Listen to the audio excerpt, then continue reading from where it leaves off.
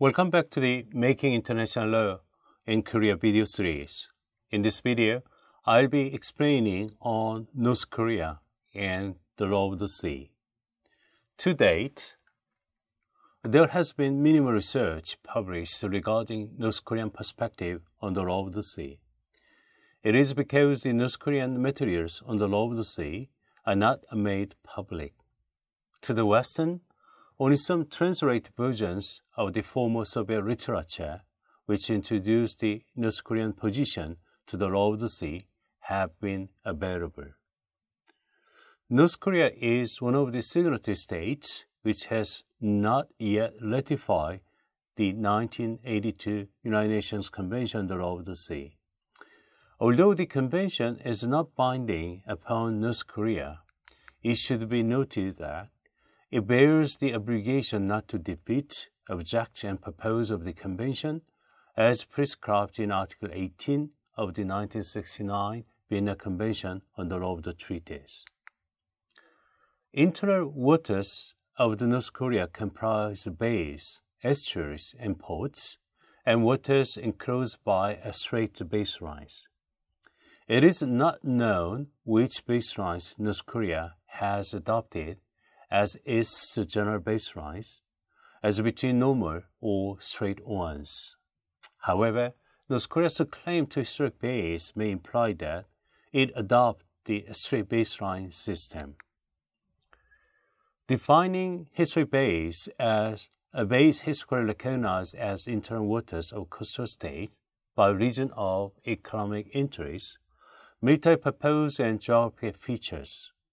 North Korea has asserted that the East Korean Bay and Gyeongsang Bay in the East Sea of Japan, the West Korea Bay, and the Ganghwa Bay in the Yellow Sea fall within historic bays, and that in particular, the end and the West Korea bays are those with characteristics of historic security and fishing areas.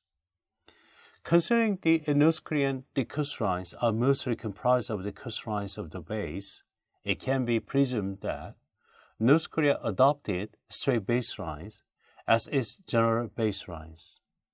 Therefore, North Korea's claim to historic bays is devised to justify the establishment of what are in fact excessive straight baselines, enclosing those bays, because the bays do not satisfy the criteria of judicial bays required by international law.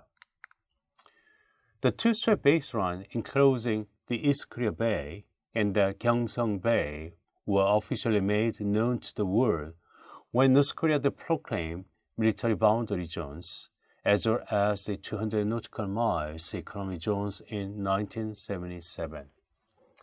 However, there have been no articles or reports that indicate that North Korea has asserted that the West Korea Bay is also historic bay. When tragic Pueblo incidents took place in 1968 at some 40 miles from the nearest North Korean land territory, Western writers assumed that North Korea already claimed the 12-mile belt of territorial sea. The assumption was warranted because a publication issued in the 1970s by the Soviet Navy would asserted that North Korea set the breadth of territorial sea at 12 miles by resolution number 25 of the Cabinet of Ministers of March 5 of the 1955. With regard to the implication of the territorial sea regime, North Korea asserted that the regime has three fundamental interests. The first, protecting national security from imperialistic invasion. The second, enhancing economic wealth of its nationals. And third, developing maritime carriage. The 3-mile limit of territorial sea, though adhered to by state practice in the 1950s, was never universally accepted. At the first and second UN Conference on the Law of the Sea in 1958 and 1960, the international community failed to agree upon outer limits of the territorial sea.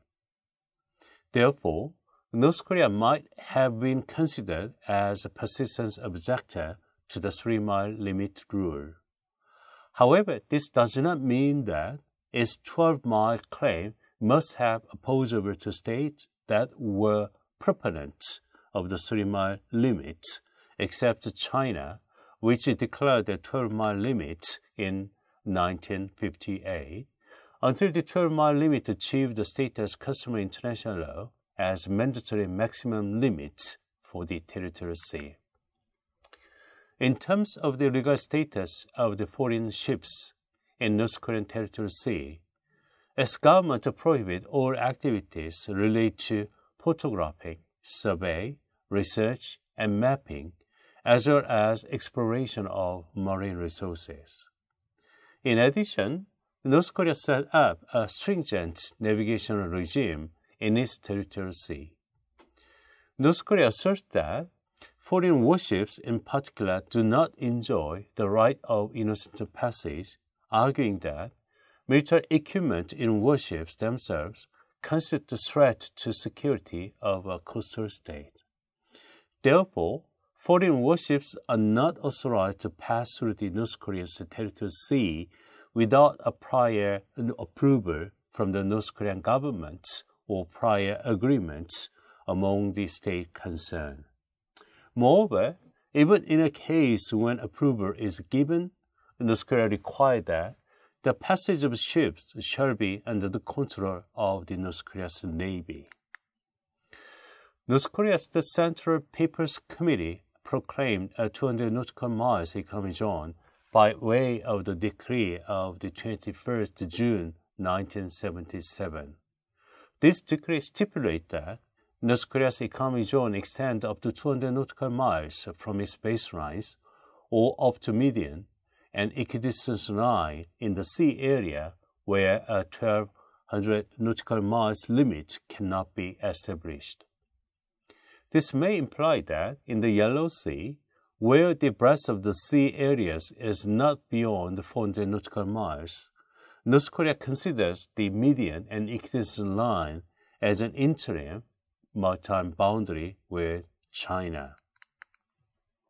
It has been also observed that North Korea proclaimed the military boundary line in order to protect the rights enjoyed in its economic zones.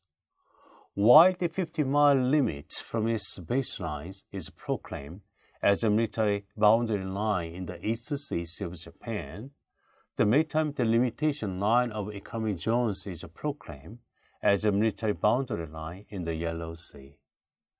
North Korea's proclamation of military boundary zones could not gain any support from its neighboring states.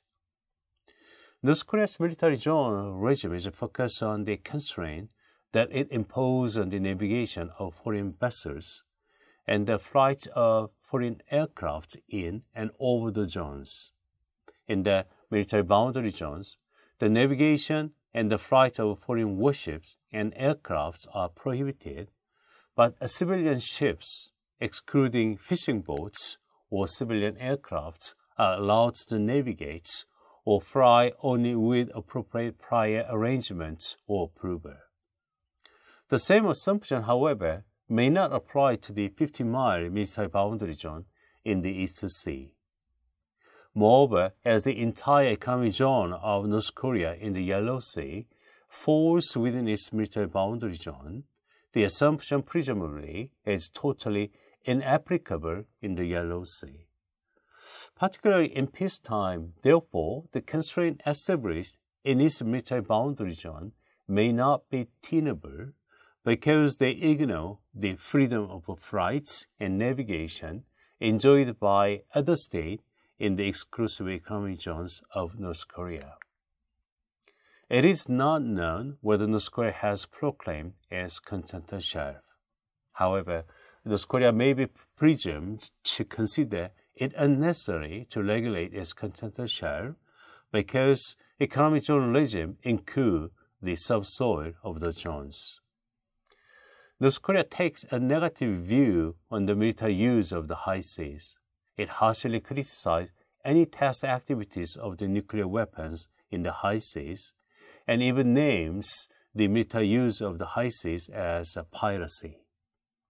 Moreover, North Korea ignored the complete immunity from the jurisdiction of any state other than the flag state that is enjoyed by warships on the high seas, by asserting that if the crew or passengers aboard warships or state-owned vessels use of force against any vessels navigating on the high seas, all the state have the right to stop, inspect, and seize the vessels.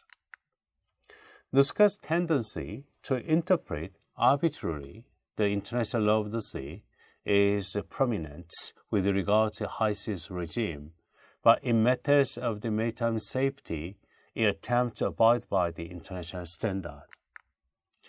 There are two contending viewpoints as to the primary principle of the maritime delimitation.